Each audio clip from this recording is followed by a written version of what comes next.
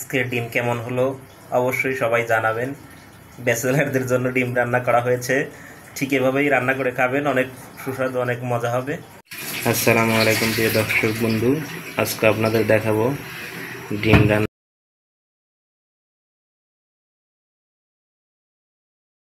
হয়ে আসছে আমার ডিম সেদ্ধ আর আলু, এখন নামায় নেব। ডিম সেদ্ধ হয়ে গেছে, এখন আমরা খোসা ছাড়িয়ে নেব। খোসা ছাড়ানো হলে পরবর্তী প্রক্রিয়াগুলো দেখাবো। দিয়ে দিচ্ছি তেল,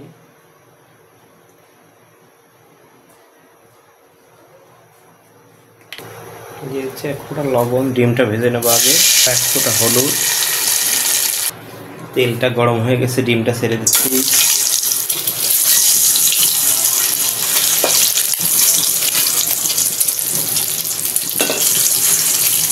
ডিম দুটো সুন্দর করে ভেজে নেব। ডিম ভাজা হয়ে গেছে, ডিম দুটো উঠিয়ে নেব।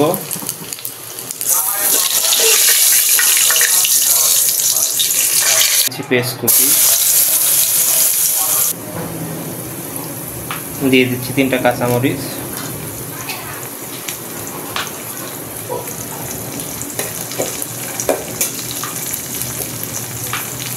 দিয়ে দিচ্ছি 1 চামচ গুঁড়া মরিচ, 1/2 চামচ হলুদ গুঁড়া, গরম মশলা গুঁড়া 1/2 চামচ, ধনে গুঁড়া দিয়ে দিচ্ছি 1/2 চামচ, একটু আস্ত জিরা দিয়ে দিলাম,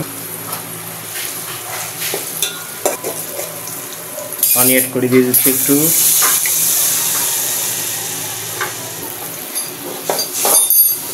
মশলাটা একটু ভালো করে জাল করে কষায় নিলে ডিমটা সুস্বাদু হবে। এখন দিয়ে দেবো আলু,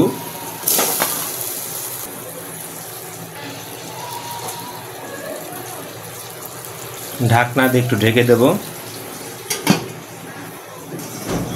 ঢাকনাটা সরাই দেখি কি অবস্থা। সুন্দর হয়ে গেছে।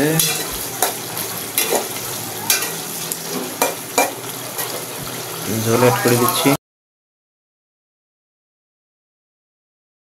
আবার একটু ঢাকনা দিয়ে ঢেকে দেই। ঢাকনা সরাই নেব। এখন ডিম অ্যাড করে দিচ্ছি। হয়ে এসেছে আমার ডিম রান্না। আজকে একটু জিরার গুঁড়া অ্যাড করে দিচ্ছি, এখন ভাজি জিরার গুঁড়াটা দিলে অবশ্য স্বাদ অনেকটা বাড়তি হয়। হয়ে গেছে এখন আমার ডিম রান্না। এখন পরিবেশন করে আপনাদের মাঝে দেখাবো কেমন হলো। আজকের ডিম কেমন হলো অবশ্যই সবাই জানাবেন। ব্যাচেলারদের জন্য ডিম রান্না করা হয়েছে, ঠিক এভাবেই রান্না করে খাবেন, অনেক সুস্বাদু, অনেক মজা হবে।